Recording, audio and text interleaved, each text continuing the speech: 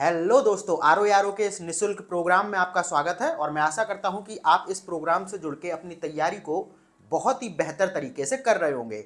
और इस प्रोग्राम के अंतर्गत हम लोग उत्तर प्रदेश विशेष को पहले ही खत्म कर चुके हैं और अब हम लोग लगातार भारत के भूगोल का अध्ययन कर रहे हैं। और पिछली वीडियो में हम लोगों ने भारत में खनिज संसाधन के अंतर्गत पहले पार्ट को खत्म कर लिया था और पहले पार्ट में हम लोग तांबा तक खत्म कर चुके थे। ठीक है, तो आज की इस वीडियो में हम लोग उससे आगे की बात करेंगे। बात बाकी अगर जो भी लोग नोट्स मंगाना चाहते हैं आर ओ आर ओ के लिए, तो वो ये नंबर है 8630246905। और अभी आपको पता होना चाहिए कि 15 अक्टूबर तक 20% का डिस्काउंट नोट्स पर दिया जा रहा था। यानी कि जो कोर्स आपको 1579 में मिल रहा था वो अब आपको 1264 यानी कि सिर्फ 1264 रुपये में मिलेगा। कब तक? 15 अक्टूबर तक। नंबर है 8630246905। तो जो भी लोग इच्छुक हैं वो नोट्स जरूर लें। और कुछ लोग आपको लगातार बोल रहे हैं कि मानक किताबों को पढ़िए, यानी कि स्टैंडर्ड बुक को। स्टैंडर्ड बुक्स का मतलब होता है, थोड़ा सा मैं आपको बताऊं कि जैसे अगर आपको पॉलिटी पढ़नी है तो इसकी स्टैंडर्ड बुक कौन होगी? वो होगी एम लक्ष्मीकांत। ठीक है, एम लक्ष्मीकांत। जैसे आपको ज्योग्राफी पढ़नी है, ठीक है, तो ज्योग्राफी अगर आपको पढ़नी है तो इसके लिए लोग आपको सजेस्ट करेंगे कि आप डी.आर. खुल्लर की किताब ले लें, या फिर और भी बहुत सी किताबें आती हैं। जैसे आती है कौन सी? माजिद हुसैन। ठीक है, तो इस तरीके की ये किताबें आपको बहुत सिलेक्टेड लोग सजेस्ट कर रहे हैं। लेकिन आपको एक चीज़ समझनी है कि 100 दिन बचे हुए हैं और 100 दिन में अगर आपको ये सारी किताबें खत्म करनी है तो आप कैसे करेंगे? एम लक्ष्मीकांत की बात करें तो लगभग 1200 पेजों की किताब है। ठीक है, यहीं पर अगर हम लोग थोड़ा सा माजिद हुसैन वगैरह की किताब को देखें तो सिर्फ यहाँ पर भारत का भूगोल मेरे पास पड़ी हुई होगी। मैं आपको अभी दिखवा देता हूँ ये किताबें।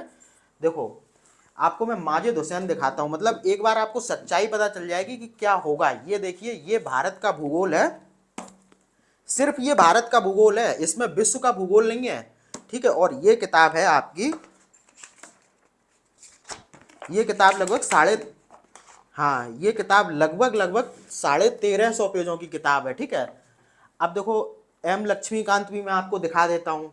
ये आपको तुरंत सच्चाई पता चल जाएगी कि हम मानक किताबों से क्या कर पाएंगे। ये देखिए एम लक्ष्मीकांत है 1250 पेजों की, जो इसका नया संस्करण है। तो इसमें अब आप देख लो, धुएं उड़ जाएंगे। बाद बाकी लोग खुल्लर वगैरह सजेस्ट करने लगते हैं, वो तो ये है, इसको देख के तो आप पागल हो जाओगे। ठीक है, तो ये सारी चीज़ें हैं, उनके चक्कर में मत पड़िए, क्योंकि वो खुद कहीं से कोचिंग लेके सिलेक्ट होते हैं और यहाँ आपको बेवकूफ़ बनाते हैं कि आप मानक किताबें पढ़ लो। बिल्कुल, मानक किताबें नो डाउट बहुत अच्छी चीज़ें हैं। ठीक है, बहुत कॉन्सेप्ट लेवल आपका बहुत ज़बरदस्त बिल्ड होगा। लेकिन अब आपको बताइए, जब अगर आपको सिर्फ आर ओ आर ओ की वैकेंसी पे फोकस करना है तो आप ये मानक किताबें क्यों पढ़ोगे, जब आपको मेंस में कोई भी कॉन्सेप्चुअल पेपर वहाँ पर लिखना ही नहीं है, आपको सिर्फ फैक्ट बेस यहाँ पर चीज़ों को पूछा जाएगा। तो आप कहीं से बहुत कंसाइज मटेरियल पढ़िए ना। ठीक है, क्यों आप 100 दिन के अंदर पता चले 8-10 हज़ार पेजों का मटेरियल अपने पास इकट्ठा कर लें और 8-10 हज़ार की किताबें ले आएँ। ठीक है, तो उनके चक्कर में पढ़ेंगे, क्योंकि देखो जितने भी ये टॉपर्स बनते हैं ना, ये ऑलरेडी कहीं से कोचिंग लेके बैठे हैं। यहाँ से भी बहुत से लोग पास आउट हो जाते हैं, यानी कि एग्ज़ाम निकाल लेते हैं और फिर वो यहीं से जाके फिर कहीं पे बोलते हैं जाके कि हमने तो मानक किताबें पढ़ी, हमने पॉलिटी के लिए एम लक्ष्मीकांत पढ़ी। जबकि उन्हें खुद पता है कि अगर नए बच्चे के हाथ में एम लक्ष्मीकांत और ये खुल्लर और ये माजिद हुसैन ये सब पकड़ा दोगे ना, तो वो कुछ नहीं समझ पाएगा कि आखिर इसमें ये बोल क्या रहा है। तो आप लोग वही है ना, बिल्कुल सटीक मटेरियल पढ़ो। इन कभी कभी इन चीज़ों को देख के गुस्सा भी बहुत आती है कि लोगों को बरगला दिया जाता है। नया बच्चा आता है, उसे ये तक तो पता नहीं कि आर ओ का सिलेबस क्या है, और उसके हाथ में लोग माजिद हुसैन पकड़ा देते हैं, लो बेटा तुम ये पढ़ो जाके। कैसे हो जाएगा उससे? तो ये सारी चीज़ें हैं, इन सारी चीज़ों पर आप लोग भी विचार करो। ये चीज़ें वास्तव में विचार करने लायक हैं कि क्या 100 दिनों में इन मानक किताबों से कुछ होगा? 10 क्वेश्चन पूछे जाते हैं और उसके लिए अगर हमें 1600 पेज पढ़ने पड़े तो क्या वो फायदे का सौदा है या फिर नहीं? ठीक है, तो ये आपके विचार का विषय है। बाद बाकी यहाँ पर हम लोग क्लास को स्टार्ट करते हैं। तो कल की वीडियो में हम लोगों ने तांबा तक खत्म कर लिया था और अब हम लोग बात करने वाले हैं टिन के बारे में। ठीक है, तो टिन के बारे में बात करें तो इसका एकमात्र उत्पादक राज्य कौन सा है? तो ये है छत्तीसगढ़। ठीक है, तो छत्तीसगढ़ इसका एकमात्र उत्पादक राज्य है और छत्तीसगढ़ में जो बस्तर का पठार है वहां पर टिन का संपूर्ण उत्पादन होता है। ठीक है, तो एक चीज आप लोग ध्यान रखना है, ये क्वेश्चन पूछा भी जा चुका है कि भारत में टिन का एकमात्र उत्पादक राज्य कौन सा है? तो छत्तीसगढ़ है और छत्तीसगढ़ में जो बस्तर का पठार है वहीं पर टिन का संपूर्ण उत्पादन होता है। अब अगर आपसे टिन के अयस्क के बारे में पूछ लिया जाए तो ये है कैसी स्टेराइट। ठीक है, तो टिन का अयस्क क्या हो गया? कैसी स्टेराइट। बाद बाकी देखो, छत्तीसगढ़ में टिन के खनन से संबंधित सभी कंपनियां दांतेवाड़ा जिले में अवस्थित हैं। ठीक है, ये क्वेश्चन भी पूछा जा चुका है कि छत्तीसगढ़ में टिन से संबंधित यानी कि टिन के खनन से संबंधित जो भी कंपनियां हैं वो कहां पर हैं? वो दांतेवाड़ा जिले में अवस्थित हैं। ठीक है, तो ये हो गया टिन का। ठीक है, एकमात्र उत्पादक राज्य छत्तीसगढ़ और वहां पर भी जो संपूर्ण उत्पादन होता है वो छत्तीसगढ़ के बस्तर पठार पर। और टिन का अयस्क कैसी स्टेराइट और टिन के खनन से संबंधित छत्तीसगढ़ में जो भी कंपनियां स्थित हैं वो कहां पर हैं? दांतेवाड़ा जिले में अवस्थित हैं। उसके बाद बात करते हैं क्रोमाइट की। तो सबसे पहले तो आपको यही पता होना चाहिए कि क्रोमाइट से क्रोमियम निकाला जाता है और जो क्रोमियम है उसका प्रयोग स्टेनलेस स्टील में चमक चढ़ाने के लिए प्रयोग किया जाता है। तो जो क्रोमियम होता है वो कहाँ से निकलता है? वो निकलता है क्रोमाइट से। और जो क्रोमियम का प्रयोग है वो स्टेनलेस स्टील के जो बर्तन आप लोग देखते होंगे अपने घर पे एकदम चमचमाते हुए, तो उन पर जो चमक जो चढ़ी हुई है वो क्रोमियम का ही प्रयोग करके चढ़ाई गई है। ठीक है, उसके बाद देखो एक बहुत ही इंपॉर्टेंट फैक्ट है, क्रोमाइट का 95% भंडार उड़ीसा में पाया जाता है। ठीक है, तो क्रोमाइट का 95% भंडार किस राज्य में पाया जाता है? उड़ीसा में। ये क्वेश्चन पूछा जा चुका है। बाद बाकी स्टेनलेस स्टील वाला क्वेश्चन भी पूछा जा चुका है। उसके बाद देखो, जो उड़ीसा है उसमें एक जगह है कटक यानी कि जिला है, तो उस जिले की सुकिंदा घाटी में क्रोमाइट उत्पादन के लिए प्रसिद्ध है। ठीक है, तो उड़ीसा के कटक जिले में जो सुकिंदा घाटी है वो क्रोमाइट उत्पादन के लिए प्रसिद्ध है। और ये क्वेश्चन बहुत बार पूछा जा चुका है कि उड़ीसा की सुकिंदा घाटी किस खनिज के उत्पादन के लिए प्रसिद्ध है? तो वो है क्रोमियम के लिए। बाद बाकी आप लोगों को ध्यान देना है कि निकिल के भंडार व उत्पादन में भी उड़ीसा का एकाधिकार है। ये एक अलग क्या है? खनिज है। ठीक है, तो इसको भी मैंने यहाँ पर थोड़ा सा सम्मिलित कर दिया है। इसके बारे में इतना पूछा जाता है कि निकिल के उत्पादन में कौन सा राज्य एकाधिकार प्राप्त रखे हुए है या फिर उसको प्राप्त है? तो वो उड़ीसा को।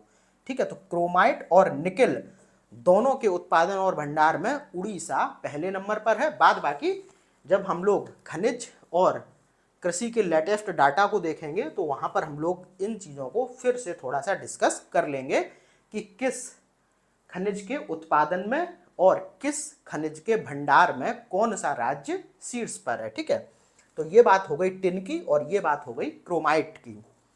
उसके बाद देखो अभ्रक की हम लोग बात करते हैं, तो ये रूपांतरित चट्टानों में नसों के रूप में पाया जाता है। ठीक है, तो अभ्रक कहाँ पाया जा रहा है? रूपांतरित चट्टानों में। उसके बाद देखो पिग्माइट अभ्रक का प्रमुख अयस्क है। तो ये क्वेश्चन पूछा जा चुका है, पिग्माइट जो है वो अभ्रक का प्रमुख अयस्क है। उसके बाद देखो अभ्रक के अगर हम लोग प्रयोग की बात करें तो ये विद्युत का कुचालक होता है। ठीक है, अब जब ये विद्युत का कुचालक होता है तो इसका उपयोग होता है किसमें? विद्युत सामान बनाने में। ठीक है, तो आपको ध्यान रखना है, ये भी फैक्ट पूछा जा चुका है, बहुत बार पूछा जाता है, निम्नलिखित में से कौन सा विद्युत का कुचालक है? तो अभ्रक, ठीक है। उसके बाद इसका प्रयोग विद्युत आदि सामग्री बनाने में किया जाता है। और यहाँ पर आप देखेंगे तो अभ्रक का एक प्रमुख अयस्क कौन सा है? पिग्माइट। बाद बाकी ये रूपांतरित चट्टानों में पाया जाता है, ठीक है। उसके बाद देखो अभ्रक होता है 3 प्रकार का, सफेद या रूबी अभ्रक, काला अभ्रक और पीला और हरा अभ्रक। इसमें जो रूबी या फिर सफेद अभ्रक होता है ये सबसे उत्तम किस्म का होता है और इसको ही मास्कोबिट अभ्रक कहते हैं। और ये क्वेश्चन बहुत जगहों पर पूछा गया है कि मास्कोबिट अभ्रक निम्नलिखित में से कौन सा है? तो वहां पर विकल्प में आपको सफेद, काला, पीला, हरा इस तरीके से दे देता है, ठीक है। उसके बाद देखो जो भारत में अभ्रक की सबसे बड़ी मेखला यानी कि पट्टी, एक जहां पर उत्पादन क्षेत्र होता है तो उसको ही मेखला कह दिया जाता है। तो जो अभ्रक मेखला है वो हजारीबाग, गया और मुंगेर में फैली हुई है। भारत की सबसे बड़ी ये अभ्रक मेखला है जो कि हजारीबाग, गया और मुंगेर में फैली हुई है। इसी मेखला के अंतर्गत कोडरमा जिला भी आता है जिसे अभ्रक की राजधानी कहा जाता है। तो बहुत बार क्वेश्चन 2 तरीके का पूछा जाता है यहाँ पर। एक तो अभ्रक मेखला में कौन कौन शामिल है, ये चीज अच्छी तरीके से पता होना चाहिए।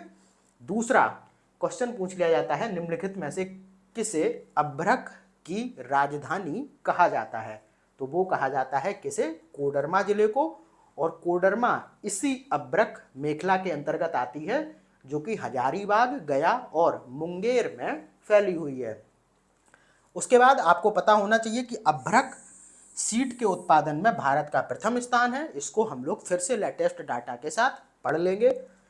इसका 50% उत्पादन झारखंड में कहाँ पर? कोडरमा और हजारीबाग में होता है। तो भारत जो अभ्रक सीट होती है उसके उत्पादन में प्रथम स्थान पर है और इस अभ्रक सीट का 50% उत्पादन झारखंड के हजारीबाग और कोडरमा जिले में होता है। तो ये बात हो गई अभ्रक की।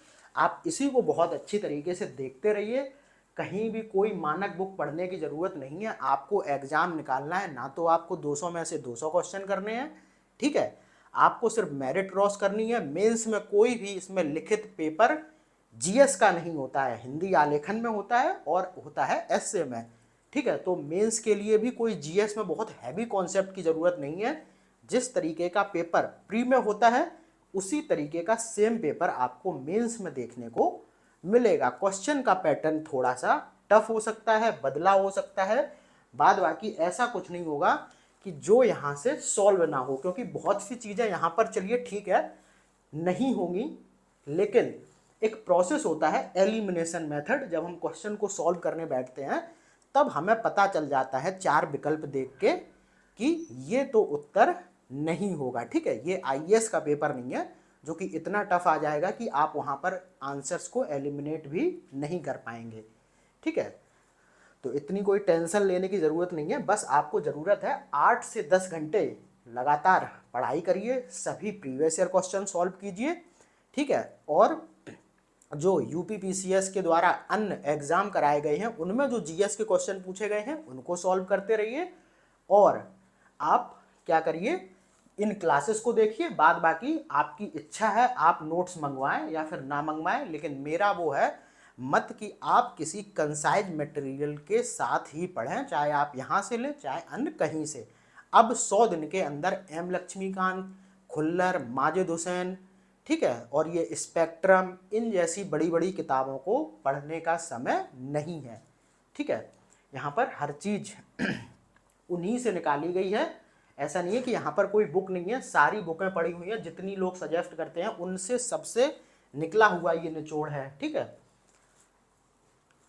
उसके बाद देखो अब आगे बढ़ते हैं हम लोग, तो बात करते हैं किसकी? हीरा की। तो सबसे पहले तो आपको यही पता होना चाहिए कि कार्बन का सबसे शुद्ध रूप कौन है? हीरा।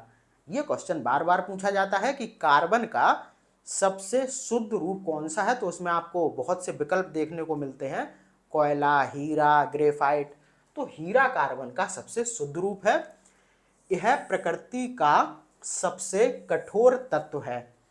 तो कार्बन का सबसे शुद्ध रूप भी हीरा है और जो प्रकृति का सबसे कठोर तत्व है वो भी हीरा है। ये दोनों चीजें बार बार पूछी जाती हैं। उसके बाद देखो मध्य प्रदेश में पन्ना, ठीक है, और सतना जिले में हीरा पाया जाता है।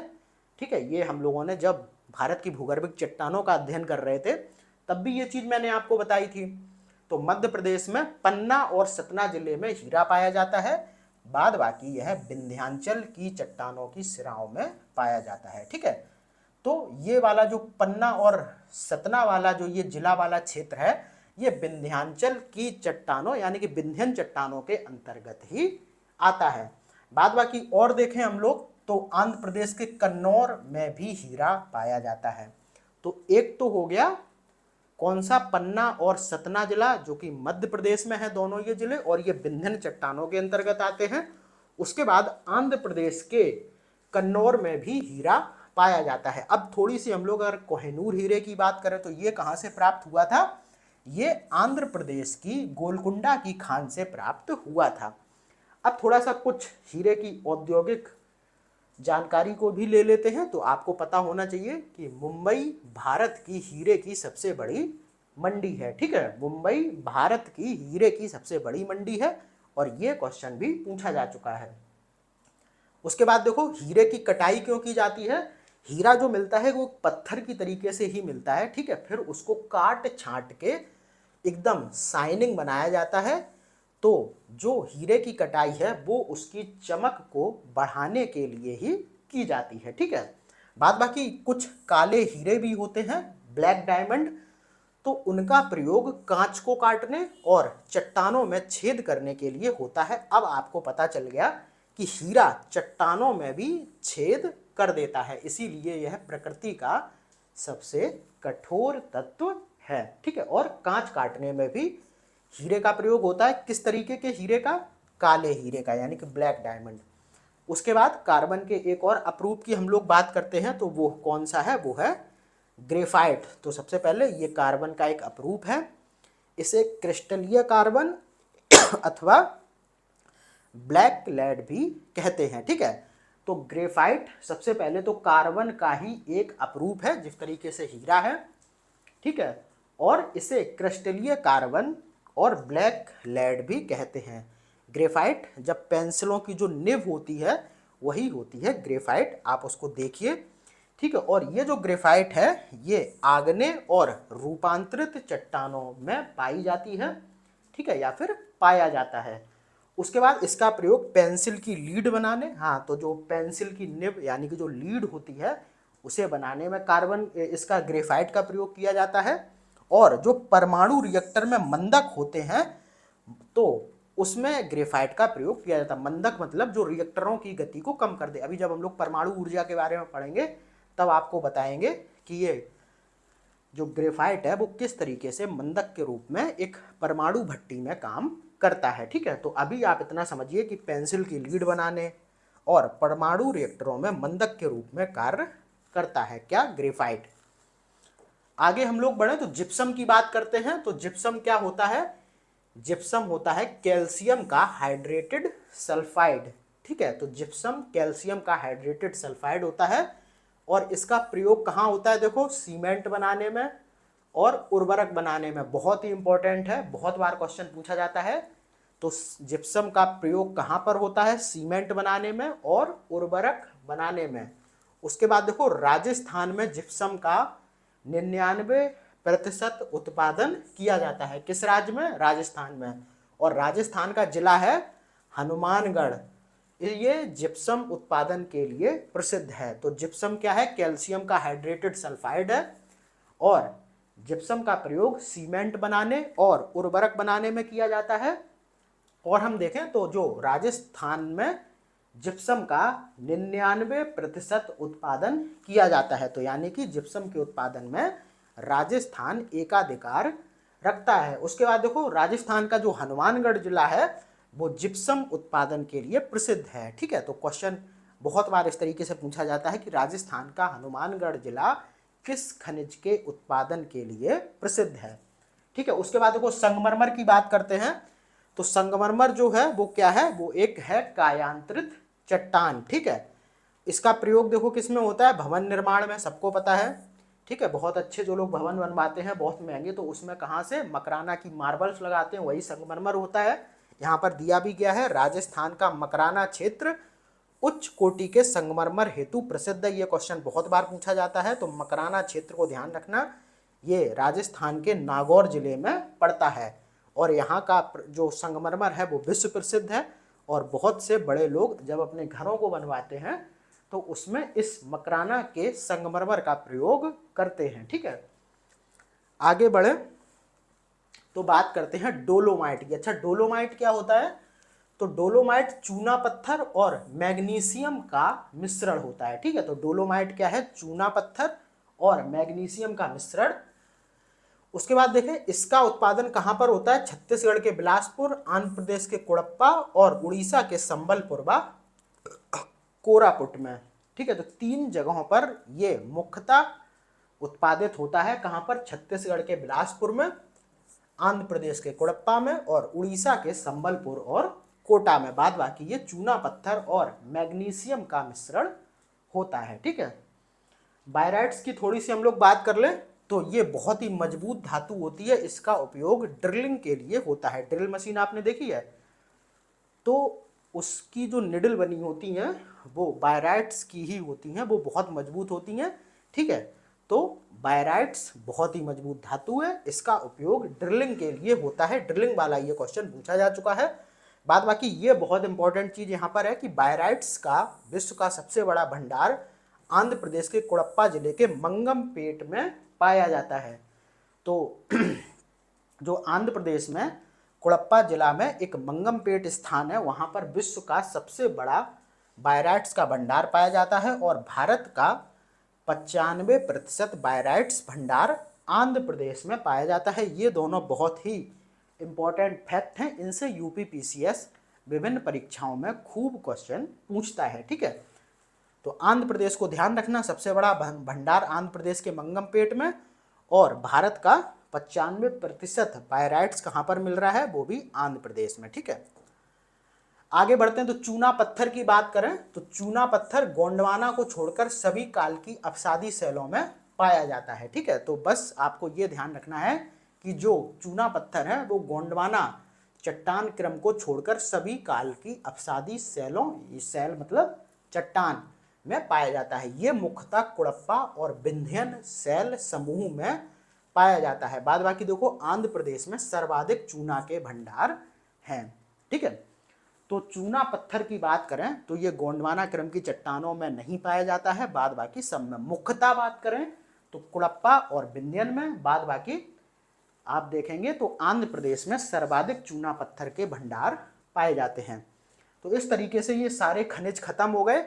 अब हम लोग कुछ बात कर लेते हैं और खनिजों की, जो कि विभिन्न खनिजों के मिश्रण से बने होते हैं। जैसे कि हम लोग बात करते हैं किसकी, अब स्टेनलेस स्टील की। जो घर में बर्तन होते हैं उनको स्टेनलेस स्टील से ही बनाया जाता है। तो अब देखो उनमें कौन कौन सी धातुएं मिलाई जा रही हैं। तो लोहा, क्रोमियम, निकेल और कार्बन को जब मिलाया जाता है तब स्टेनलेस स्टील बनती है। उसके बाद देखो तांबा और टिन को मिलाया जाए तो कांसा बनता है, कांस। फिर तांबा और जस्ता को मिलाया जाए तो क्या बनती है, पीतल। उसके बाद तांबा, जस्ता और निकेल को मिलाया जाए तो बनती है जर्मन सिल्वर। और तांबा और सोना को मिलाया जाए तो बनता है रोल्ड गोल्ड। ये जो सभी हैं इनको हम लोग मिश्र धातुएं कहते हैं। ठीक है, मिश्र धातुएं मतलब जो 2 या अधिक धातुओं से मिलकर बनी हो। ठीक है, तो ये इनको सबको देख लीजिए आप, स्टेनलेस स्टील, कांसा, पीतल, जर्मन सिल्वर और रोल्ड गोल्ड। इनके संदर्भ में बहुत क्वेश्चन पूछे जाते हैं। इनके क्वेश्चन आपको मुख्यतः रसायन विज्ञान के अंतर्गत मिलते हैं। ठीक है, लेकिन वो चीज़ यहाँ पर भी जरूरी थी, तो मैंने बता दिया। वहाँ पर भी जब हम लोग रसायन विज्ञान का अध्ययन करेंगे तो वहाँ पर भी इस चीज़ का डिस्कस कर लेंगे। अब देखो बात कर लेते हैं खनिजों से थोड़ा सा, कुछ समस्याएं भी होती हैं पर्यावरण को। तो अब देखते हैं, यहाँ पर ये क्वेश्चन पूछ लिया जाता है कभी कभी कि खनिजों के अत्यधिक दोहन से क्या क्या समस्याएं उत्पन्न हो सकती हैं। अब देखो पहाड़ी क्षेत्रों में क्या होगा, भूस्खलन की समस्या होगी। अब देखो भाई होता क्या है कि जब खनिज को निकालने के लिए लगातार जमीन में ड्रिलिंग की जाती है तो वहाँ पर जो पूरा वातावरण वो क्या बोलते हैं, जमीन की जो संरचना होती है वो कमज़ोर होती चली जाती है, ठीक है। और खानों में आप देखेंगे तो उनमें रास्ते बनाने के लिए बहुत बार विस्फोटों के माध्यम से उनको उड़ाया जाता है, उनमें स्पेस बनाया जाता है। तो इस तरीके की जो सारी गतिविधियां हैं वो क्या करती हैं, वो यहाँ वहाँ पर जो भूमि की संरचना है उसकी पकड़ को बहुत ढीला करती हैं, जिसकी वजह से पहाड़ी क्षेत्रों में भूस्खलन की समस्या बहुत ज़्यादा खनिजों के अत्यधिक दोहन से उत्पन्न हो सकती है। उसके बाद देखो खनिजों के अपशिष्ट से जल प्रदूषण होता है। तो बहुत से खनिज जब पानी में मिलते हैं तो वो जल को प्रदूषित करते हैं, और उसी पानी को जब जीव जंतु या आप और हम उसका उपयोग कर लेते हैं तो ये हमें भी बीमार कर देते हैं। उसके बाद देखो जल खाद्य श्रृंखला में शामिल होने से स्वास्थ्य समस्याएं। तो खनिज वहाँ पर क्या होता है, जैसे आपने देखा होगा जो लोग कोयले की खानों में काम करते हैं, ठीक है, तो उनको बहुत से रोग होते हैं, जैसे सिलिकोसिस होता है, कोई कहीं किसी उद्योग में, विभिन्न उद्योगों के अलग अलग रोग होते हैं, उनका अध्ययन हम लोग पर्यावरण के अंतर्गत कर लेंगे। अभी आप इतना समझो कि जब कोई खनिज या फिर माइंस में काम यानी कि खानों में काम करता है तो बहुत से खनिज सांस के माध्यम से या फिर खाने के माध्यम से हमारी शरीर में चले जाते हैं, हमारी खाद्य श्रृंखला में प्रवेश कर जाते हैं, जिसकी वजह से हम लोगों को बहुत सी स्वास्थ्य समस्याओं का सामना करना पड़ता है। बाद बाकी नए खनिज क्षेत्रों की खोज से स्थानीय लोगों का विस्थापन भी हो जाता है। जैसे कि कोई क्षेत्र है, वहाँ पर एक बड़ी आबादी निवास कर रही है और वहाँ पर एकदम से पता चलता है कि यहाँ पर तो पेट्रोलियम का भंडार है, तो सरकार क्या करेगी, इन लोगों को मुआवजा देकर हटा देगी और वहाँ पर पेट्रोलियम की खोज स्टार्ट हो जाएगी, ठीक है। तो इस तरीके से ये चीज़ें हैं जिससे कि लोग वहाँ से विस्थापित हो जाते हैं। तो ये सारी समस्याएं थी खनिजों के अत्यधिक दोहन से। उसके बाद देखो हम लोग पहले ही सारे जो क्षेत्र हैं वो देख चुके हैं। तो अब हम लोग क्या करते हैं, एक साथ सारी खनिजों की खानों को देख लेते हैं ताकि चीज़ों को आप बहुत ही बेहतर तरीके से याद कर पाएं। तो सबसे पहले हम लोग बात करते हैं मैग्नीज की। तो देखो मैग्नीज कहाँ कहाँ पर पाई जा रही है, केंदुझर, बोनाई, कालाहांडी उड़ीसा में, बालाघाट ये मध्य प्रदेश में, भंडारा महाराष्ट्र में, और श्रीकाकुलम ये आंध्र प्रदेश में, ठीक है। इसमें कुछ आपको नए क्षेत्र भी देखने को मिलेंगे। उसके बाद तांबा की बात की जाए तो इसकी खानें कहाँ कहाँ पर हैं, मलाजखंड जो कि बालाघाट मध्य प्रदेश में है, खेतड़ी कहाँ पर है, राजस्थान के झुंझुनू में, खोदरीबा कहाँ पर है, राजस्थान के अलवर में।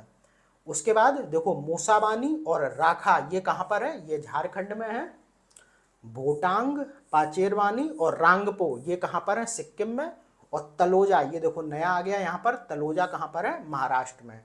तो ये बात हो गई तांबे की। इसमें कुछ भी समझाने वाला नहीं है, आपके पास अगर नोट्स हैं तो फटाफट उनको रटना स्टार्ट कर दीजिए। बाद बाकी अगर नोट्स नहीं है तो इसी वीडियो को 2-3 बार रिपीट मोड पे देखते रहिए। सोना की बात करें तो कोलारहट्टी कर्नाटक, रामगिरी आंध्र प्रदेश और रामगंगा नदी उत्तर प्रदेश, इनको हम लोग वहाँ पर भी पढ़ चुके हैं।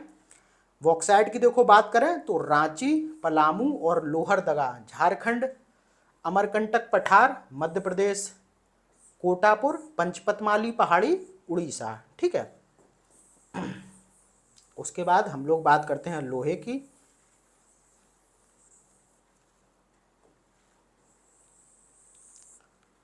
लोहे की देखो बात करो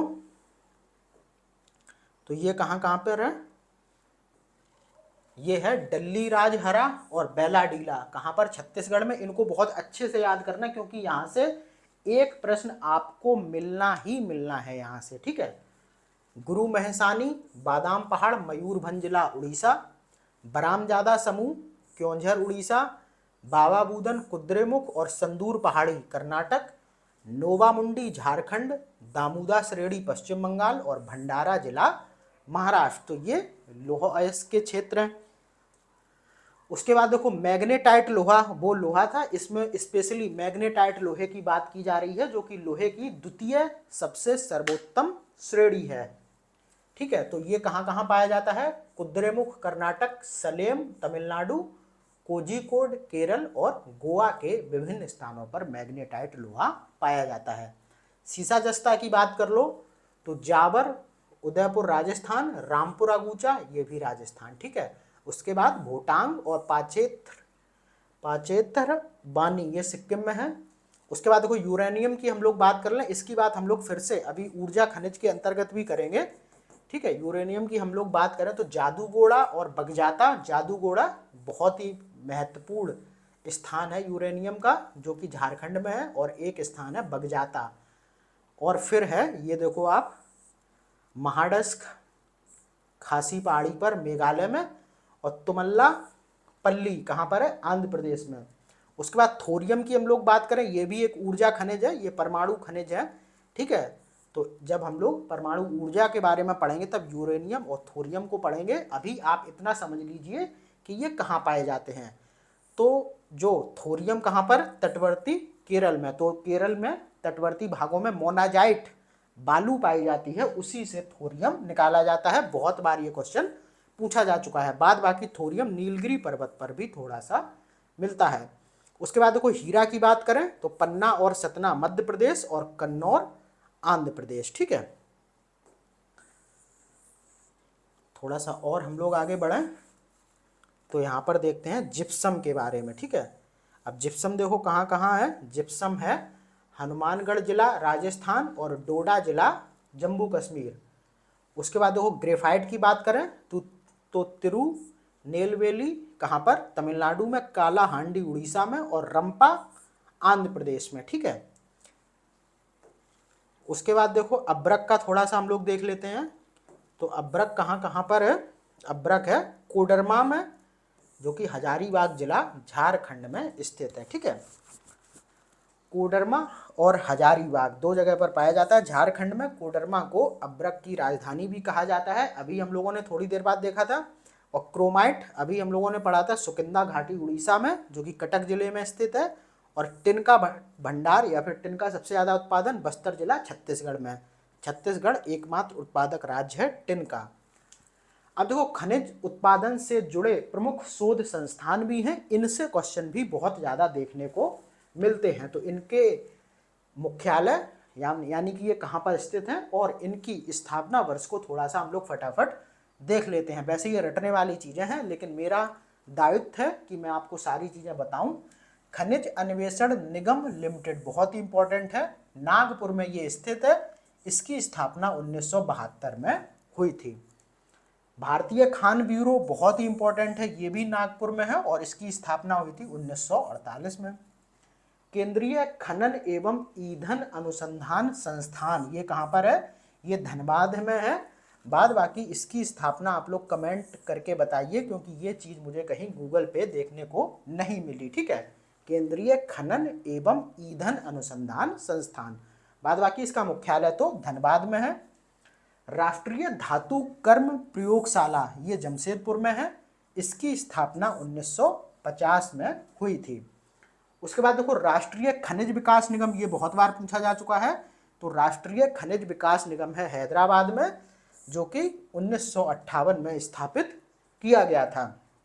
उसके बाद देखो राष्ट्रीय एल्यूमिनियम कंपनी भुवनेश्वर में स्थित है और इसकी स्थापना 1981 में की गई थी। ठीक है, तो ये सारे प्रमुख संस्थान हो गए। अब हम लोग बात कर लेते हैं थोड़ी सी भारतीय भूवैज्ञानिक सर्वेक्षण विभाग के बारे में, जो कि भारत में विभिन्न जो खनिज हैं उनका पता लगाता है। ठीक है, उनकी सूचना देता है सरकार को और खनिज संसाधनों का मूल्यांकन करता है। बाद बाकी जो खनिज उत्खनन को लेके आधुनिकीकरण का कार्य है उसको भी भारतीय भूवैज्ञानिक सर्वेक्षण के द्वारा किया जाता है।